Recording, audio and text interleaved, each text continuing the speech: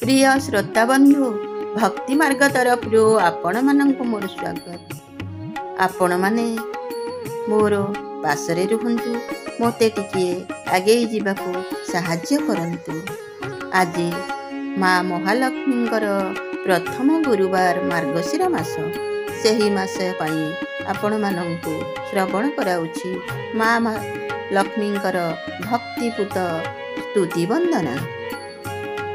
ओं श्री श्री महालक्ष्मी नमः। ओं श्री श्री महालक्ष्मी नमः। ओं श्री श्री महालक्ष्मी नमः। दारिद्र भंजनी विष्णुंका घराणी, वरुण नंदिनी पेचक वाहिनी, सागर दुलणी महालक्ष्मी नमस्तुते। महालक्ष्मी नमस्तुते। महालक्ष्मी नमस्तुते। ओं कान्त्या काञ्चन सन्निभं हिमगिरि प्रख्यश्चतुर्भिगर्जे, हस्ते क्षिप्त हिरण्यमयी मृतघटैराशिच्यमाना प्रियम्, बिभ्राणं वरं वाजं जुग्मभय, हस्ते किरीटोज्ज्वला क्षोमवद्धनितं बिम्बललितं, वन्दे अरविन्दस्थितं। वन्दे अरविन्दस्थितं। वन्दे अरविन्दस्थितं। नमस्तुते महामायी, श्रीपेठेश्वर पूजिते, शंख चक्र गदा हस्ते, महालक्ष्मी नमस्तुते। महालक्ष्मी नमस्तुते। महालक्ष्मी नमस्तुते। नमस्ते गरुडारूढे कलासुर भयंकरी, सर्वपाप हरे देवी महालक्ष्मी नमस्तुते। महालक्ष्मी नमस्तुते। सर्वज्ञे सर्ववरदे सर्वदुष्ट भयंकरी, सर्वपाप हरे देवी महालक्ष्मी नमस्तुते। महालक्ष्मी नमस्तुते।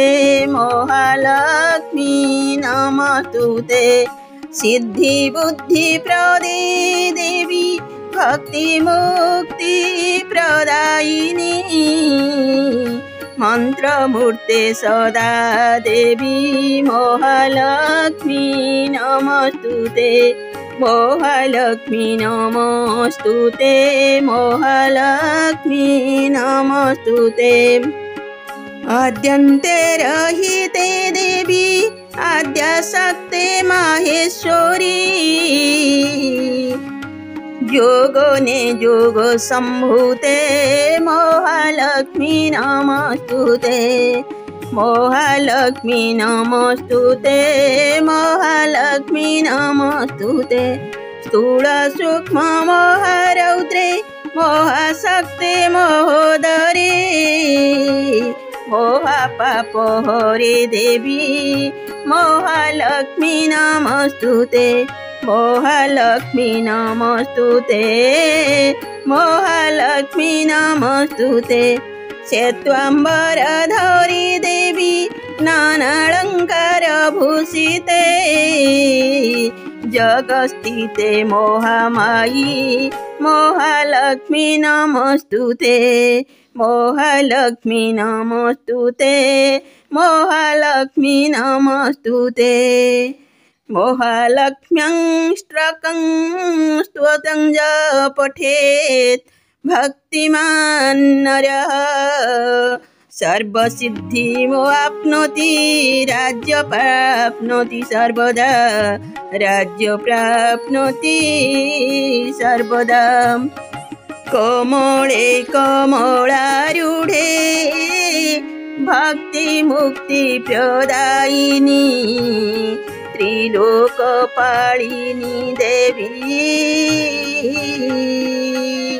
सततं नमाम्यहं सततं नमाम्यहं विदेह कल्याणं जौरुषा जङ्गमङ्गलं मोहाभीष्टप्रदा भूत्वा वाञ्छितीर्थ च देहि मे वाञ्छितीर्थ च देहि मे वाञ्छितीर्थ च देहि मे